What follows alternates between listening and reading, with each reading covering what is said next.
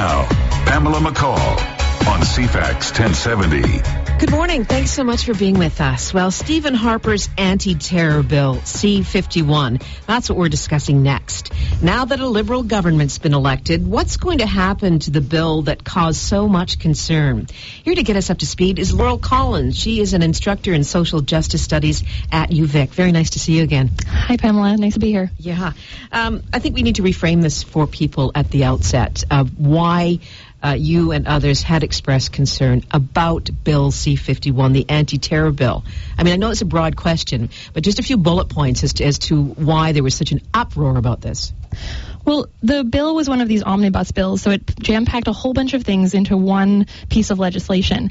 And some of the major concerns was the lack of oversight, the chilling of free speech, really the changing of the powers of our spy agency, so CSIS, the Canadian Information Security and Information Services, changing their role from just gathering information to disrupting, and so taking actions that could contravene our charter rights and freedoms. Those are just a very small portion of our biggest concerns. The bill was so large and had so many things in it and used such vague language that it was incredibly problematic. Mm-hmm. And as we were going into this election, Prime Minister-designate Justin Trudeau had voted for it, but had said that he would change it. Tell us about the change. I mean, first of all, there was a lot of uproar saying, well, why didn't he just out and out say no to this thing? Let's start there. Yeah, I mean, I definitely had issues with him and his entire party voting in favor of the bill, and really, to a certain extent, holding our votes for ransom, so that really those amendments and those changes to the bill can only happen if he got in government, which he has. So I think that was problematic. And now that we have a Liberal majority government, I think Canadians really need to hold him to account for the changes that he has promised. And we need to start discussing some of the things that are missing in his proposed amendments. Okay. Well, let's talk about proposed amendments as I put this out to CFAX listeners. What do you think should be done with Harper's anti-terror bill C-51? 250-386-1161, star 1070 on your cell phone. You can email us, talk@cfax1070.com. You can also find us on Facebook. Keep it clean, though. What should we do with that bill? Okay, so let's talk about, Laurel, from your perspective. I mean, gut the whole thing, revise the thing. What needs to be done here? I mean, my personal opinion is that we need to repeal the entire thing. The legislation itself really stemmed from this Conservative government's desire to create divisive politics. And so I don't think that this should be the foundation for anything. That said, the Liberal government is saying that they are going to amend the most problematic portions of the bill. And the thing that I'm most excited that they've proposed is that once their legislation is tabled, they're going to launch broad public consultation to engage and seek input from Canadians and subject matter experts. I think this is incredibly important, and I want to applaud them for that piece of their changes. So once they actually present their new legislation, we will get a chance to have input on it. Some of the other positive things is that they're actually going to implement more oversight. So they're planning this multi-party joint House of Commons and Senate committee that would do kind of live time overview of our major security agencies and departments. And so right now, all we have for CSIS, our spy agency, is CIRC, which is the Security Intelligence Review Committee, and they only do after-the-fact reviews. No oversight other than really, that. It's a government agency that's been starved of resources, and they aren't able to do review. And so that's a positive thing. The Liberals are also implementing a sunset clause, so after 3 years there would be an automatic review process. And they're planning on rolling back some of the powers to disrupt. And so CSIS would no longer be able to contravene our rights and freedoms. So those are some of the positive things. In addition, they're planning on re-implementing warrants when the government is going to engage on surveillance. What a concept. You got to get a warrant. Now, some of the things that I'm not as excited about and some of the things that are missing is really that this bill was legislating, putting into law things that CSIS was already doing. So there's actually a need to change the culture of our security agencies. Why is CSIS at Burnaby Mountain spying on our people who are engaged? Protesters. Exactly. Also, the law still gives government so much discretion to pick and choose who they target, because really the law has put a whole bunch of new things under this new umbrella term called threats to the security of Canada. And so it's lumping together terrorism, threats to critical infrastructure, interference to the economic and financial security of Canada. So that's still problematic.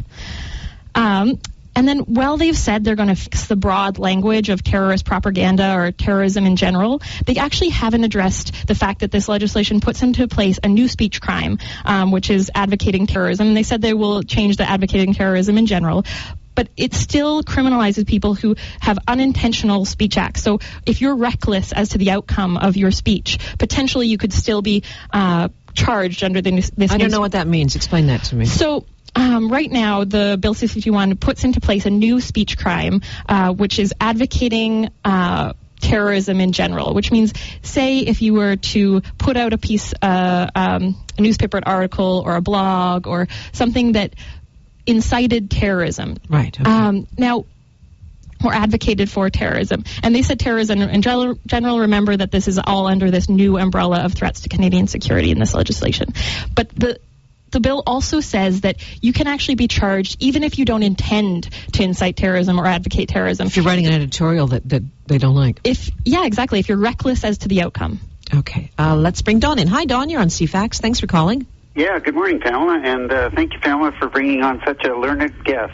I think she brings up a couple of key points. I'd just like to address two of them. I think the code word to bureaucrats and government for terrorism is the opportunity to increase or infiltrate privacy of the average Canadian citizen, and I dare say American citizens too, after the 9/11 mishap, so to speak. But I tend to agree with your guest in that if the authorities were just simply doing their job prior to these events, they wouldn't have happened.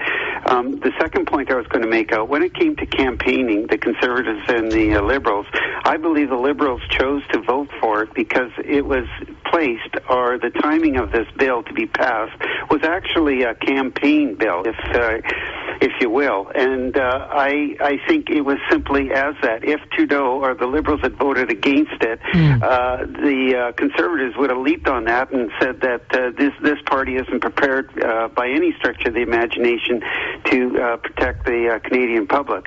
So I think Trudeau, I'm cautiously optimistic that he will twig it or simply rewrite it, but time will tell. But as a Canadian citizen, I'm not fearful living here. I think if the authorities did their job as they have now with the tools that we gave them, we would be just fine. And I don't support any more government in my life, Pamela. Thanks a lot, Don. Forceful comments there. Let's get to Learned Laurel for a response. Well, thanks, and I completely agree with you that this bill was really one of these election bills. And the point around that if the agencies had been just doing their job originally speaks to the fact that this legislation is actually unnecessary. Terror threats are more likely to be killed by a moose in Canada than a terrorist. And similarly, kind of the language around radicalization, really this was in response to a year and a day ago when Corporal Nathan Carrillo was shot and killed by a lone wolf attack. And really, lone wolf attacks in Canada happen more often by white supremacist individuals, people who are using white supremacist ideology, than by people who have taken up and twisted religious Muslim ideology. And so I'm curious, when the Liberal government says they're going to prioritize community outreach and counter-radicalization efforts, if they're actually going to be reaching out to racist white supremacist communities. Wow. Bob writes this. History from 9/11 has shown that similar legislation would have allowed the various agencies to communicate and share information. Your guest is fear-mongering, sadly. You know, this has been something that both the Liberals and the Conservatives have said, that people who are speaking out against Bill C-51 are inciting fear. You know, 12 privacy commissioners, the Canadian Bar Association, 4 former prime ministers have all been speaking out against this legislation. It is not a small group, or I am not alone in my objections to some of these really threats to Canadian civil liberties. Let's see what Kevin has to say. Good morning, Kevin. You're on CFAX. Hi. I think whether we're against or for Bill C-51, which I'm against, but I haven't read it in total, so I can't say if there's good product in there or not. I think with the Senate being aligned with conservatives, our best bet is to have the Liberals look at the bill, rewrite it, and see if the Senate will pass it. I think the bigger situation here is we need to have a ban on omnibus bills being rammed through so that you get the good with the bad. I think that's really the bigger issue. Excellent but to point. have the Liberals have them revise the bill, I think is a better option with the Senate being aligned with conservatives. Interesting, Kevin. Let's take the omnibus point up with Laurel Collins. Yeah, I couldn't agree more with you in terms of omnibus bills. I think they are incredibly undemocratic. The Harper government really was known for these massive bills that don't allow the Canadian public to have access to the information that's going to really impact our lives. So essentially explain to people what we mean by that. So, a bunch of bills rammed through at the same time. Yeah, omnibus bills, and they've done this with budget bills. They did this with Bill C-51. There's so many things packed into these bills that really it takes a ton of time to go through them. It's inaccessible for most Canadians. I have read the entire bill, the bill in its entirety, and you really have to slog through so much.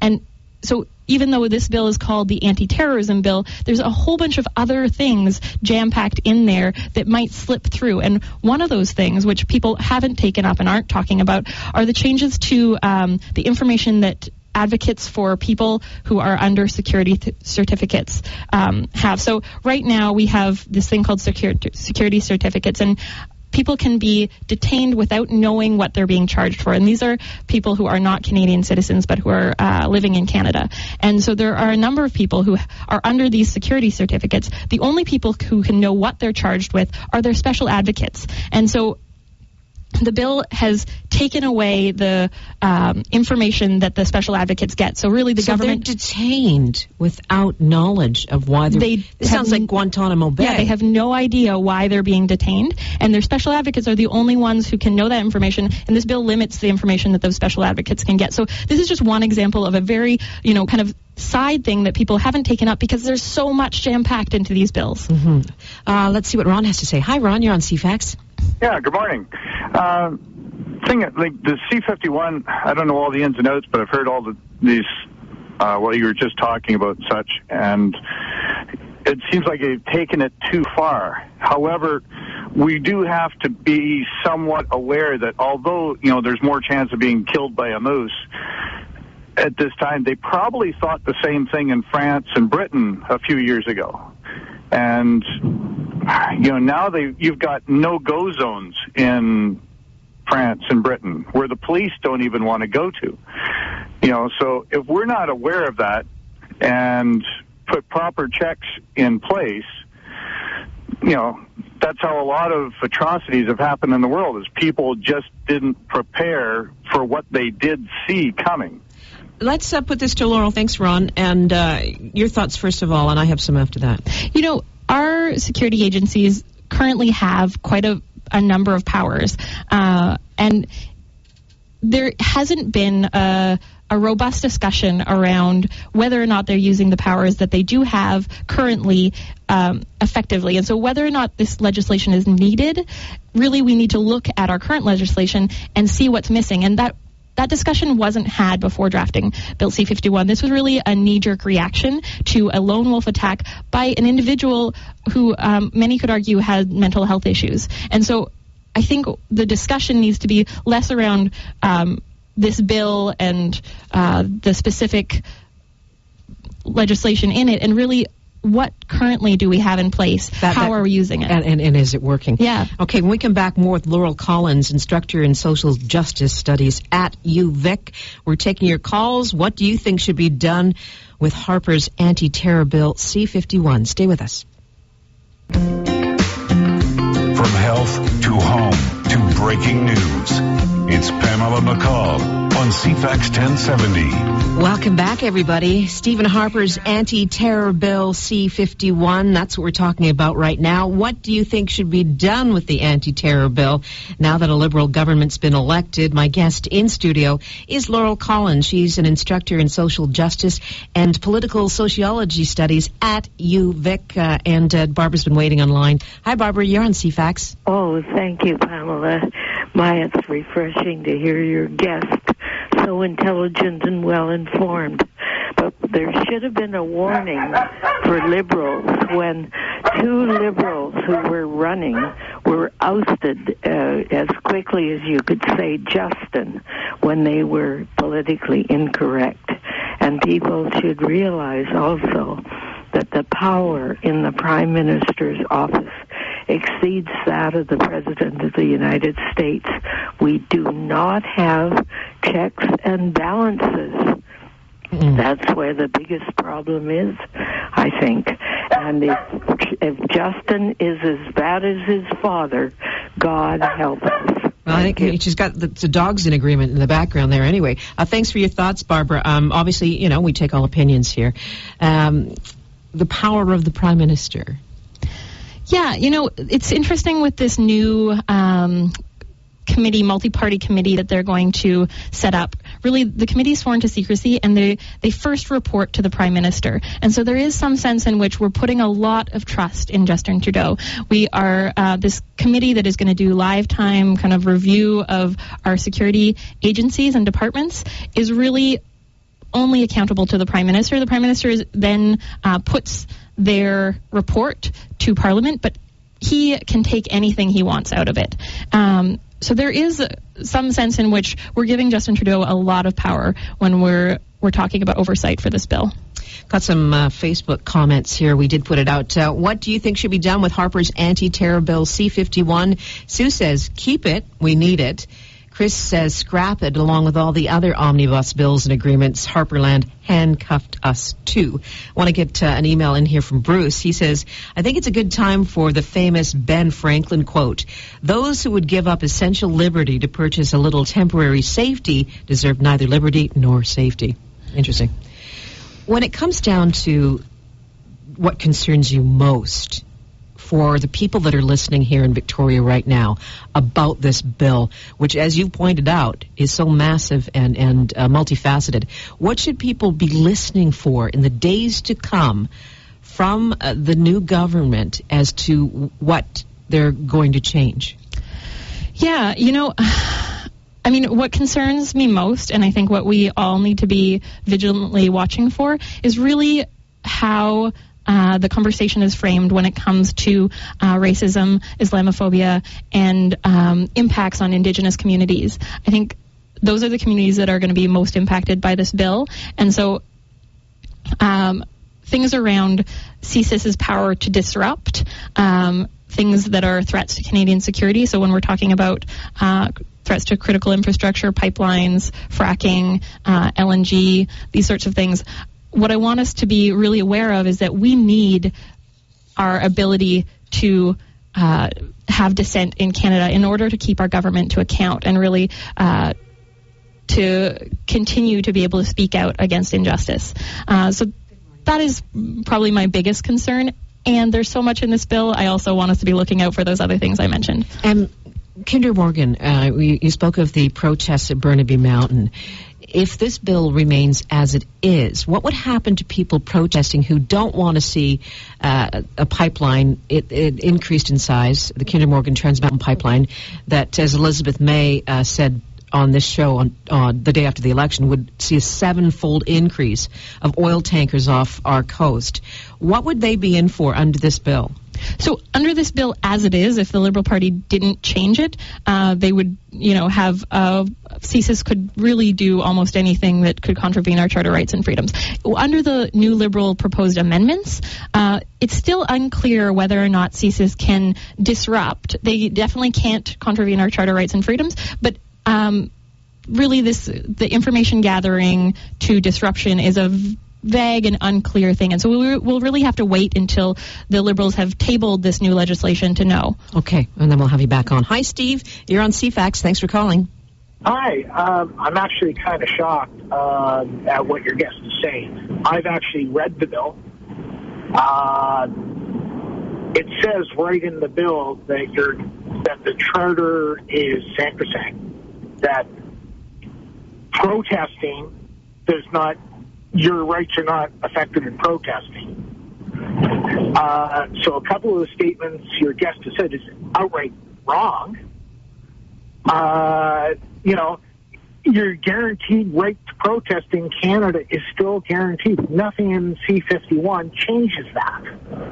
Okay, let's let Laurel hop in here. Go ahead, Laurel. Yeah, for sure. So the bill is interestingly phrased because when they put in this new umbrella term, threats to the security of Canada, the Conservative government put at the very end of that, for greater certainty, this does not apply to lawful dissent, advocacy, artistic expression, etc.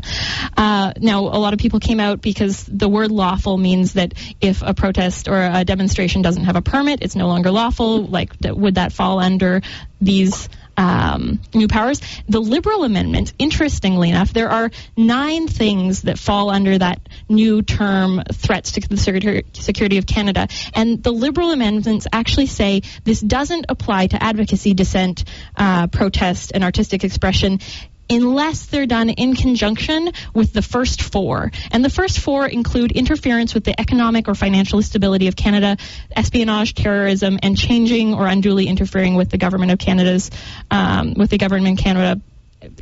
using unlawful means. And so what I want you to focus on is really that first one, which is interference with the economic or financial stability of Canada. Like a pipeline. Exactly. So if protest or dissent is done in conjunction with A, of threats to Canadian security, it actually could fall under this bill. Thanks for your input, though, Steve, and good for you for reading the entire bill. Thanks for your call, sir. Laurel, when it comes down to it, it takes a mind like yours or a legal mind to wade through all of this.